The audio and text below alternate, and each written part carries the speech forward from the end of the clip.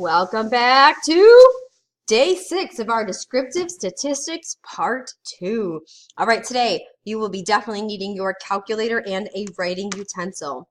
Our goal for today, given a set of data, you will be able to find the curve of best fit, and number 2, use the curve of best fit to predict future values.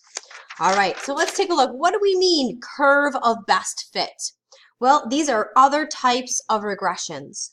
So here we go. Given the following scatter plots, decide if a line is a good fit for the data. So everybody take a look at graph A. Would a line be a good fit for this data? I would say no line for this one. Let's take a look at the second graph. Would a line be a good fit for this data? Yes. If we look at the last scatter plot, let's take a look. Would a line be a good fit for this data? Probably not. So we're going to say no line for here.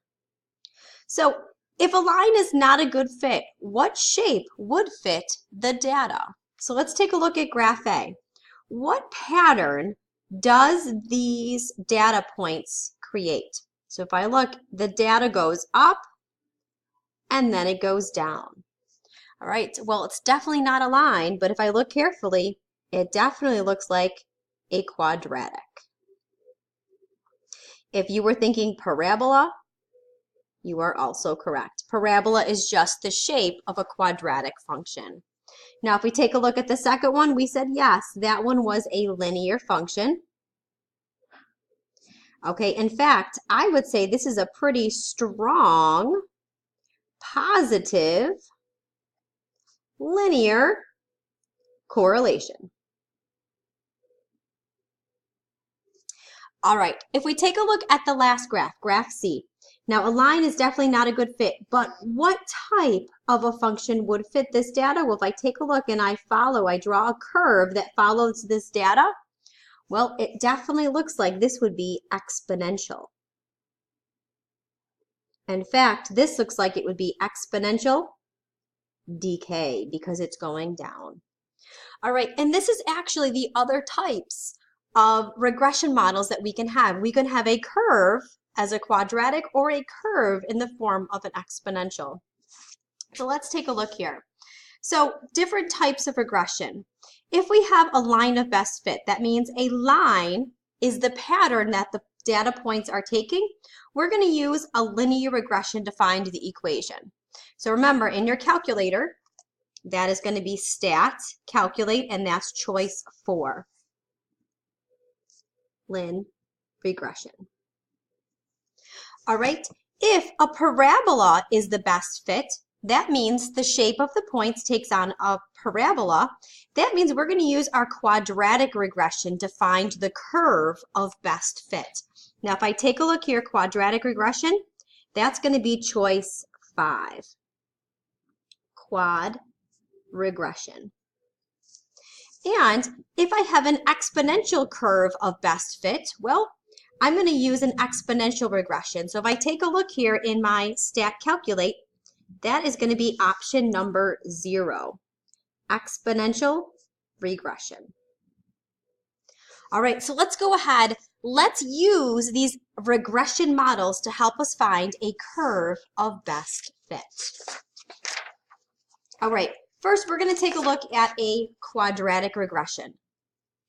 Farmers sometimes use fertilizers to increase the crop yield, but often wonder just how much fertilizer they should use. The data shown in the scatter plot below are from a study of the effect of fertilizer on the yield of corn.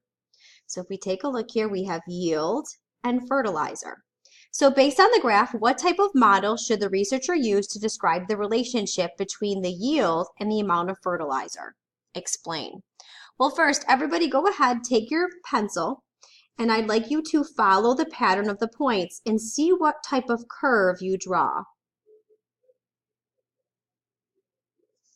All right, to me, it looks like it's going up and then it's going back down. So I would say this would be a parabola, or I would say it would be a quadratic. Okay, now why? How do I know that this is a quadratic? Well, I would say because the data goes up and then down. So we're increasing and then we're decreasing. All right, so let's go ahead now, number 2. Given the table of values of a few points from the graph, determine an equation that would best describe this data. Round all values to the nearest tenth. Okay, so let's go ahead. We're going to go to Stat, Edit, which is choice 1. Clear out your lists, and then let's put in your X's, or your fertilizer is going to be your X, or your independent. Okay, and your yield is going to be your Y, which is going to be your dependent variable. So let's put those in. 1, 1.5, 2.2, and then our Y's.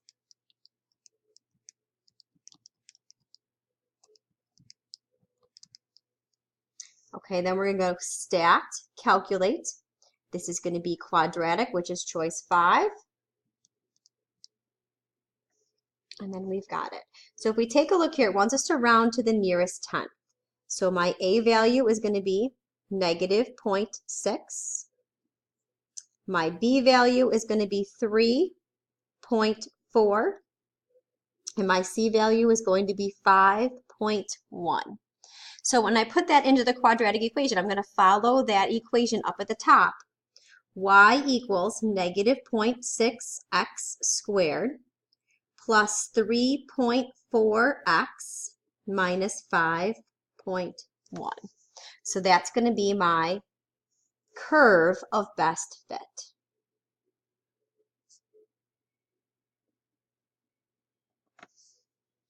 Okay, so now that we have a curve of best fit, let's use it to help us predict future outcomes. So here we go, number 3. Based on the quadratic model, how much of a yield would you predict a farmer will have if they use 2.75 kilograms of fertilizer to the nearest tenth? So remember, fertilizer, this is your X value. So let's go ahead, let's rewrite our curve of best fit.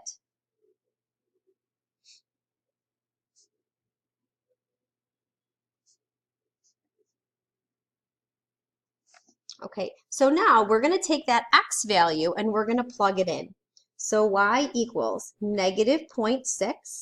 Now we're going to put in our X value, which is 2.75 squared plus 3.4 times my X value, again, 2.75 minus 5.1. All right, now I'm going to let the calculator do all the work. I'm going to type it in just the way that it's written. So -0.6 parentheses, 2.75, ends my parentheses squared, plus 3.4 parentheses, 2.75, and then minus 5.1. And I hit enter, and I get Y is equal to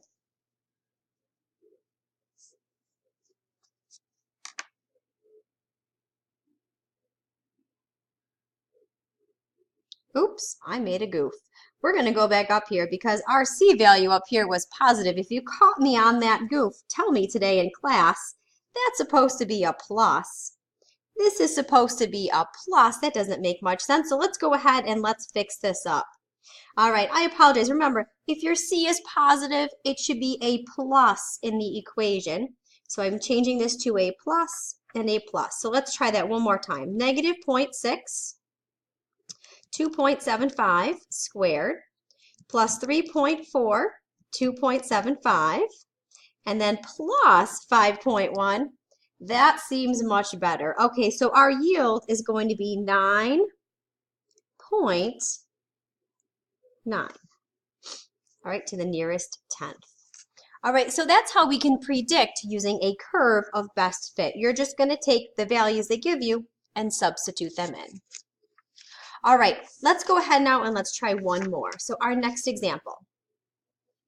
All right, how do you tell how old a lobster is? This question is important to biologists and to those who regulate lobster trapping. To answer this question, researchers recorded the data on the shell length of 27 lobsters that were raised in a laboratory and whose ages were known. All right, so number one, based on the graph, what type of model should the researchers use to describe the relationship between shell and age of the lobster? Well, let's take a look here. I'm going to go ahead and try to draw a curve of best fit. So I want some of the data above, some of the data below, and it looks like just like that. I'm going to say it looks like it's going up gradually and then much quicker. So I'm going to call this exponential. Because, so if I take a look again, the data is always increasing, okay, and it's increasing, okay, slowly and then faster.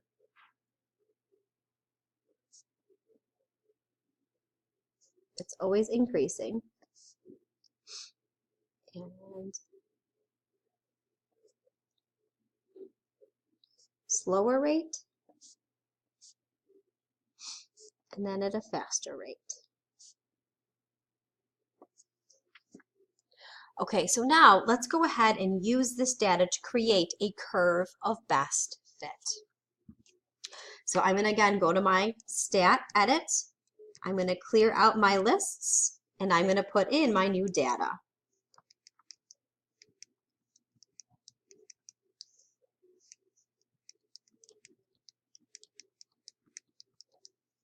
I'm going to go to stat, calculate, and this time I'm going to go all the way down. This is exponential, which is 0. Okay, I'm going to round to the nearest tenth. So my A value here is going to be 0.3, and my B value is going to be 1.2. So now I'm going to follow the equation at the very top. So y equals A, which is 0.3, and then times B, I'm going to put it in parentheses, 1.2, all raised to the x power. And this is my curve of best fit. So now that I have my curve of best fit, I can use it to help me predict future values.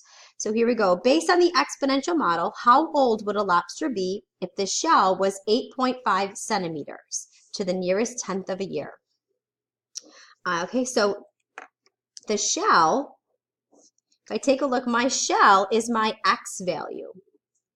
All right, so I'm going to write my equation. And now I'm going to plug in my value for x. And this is going to be raised to the 8.5. And I'm going to let the calculator do the work for me. So 0.3 parentheses, 1.2 raised to the 8.5. And I hit enter. And I'm going to get that my lobster, so y is equal to 1.4. And these are going to be years old. So my lobster would be 1.4 years old. All right, ladies and gentlemen, our goal today was given a set of data. You will be able to find the curve of best fit and use that curve to predict future values. Nice job. I'll see you all in class tomorrow.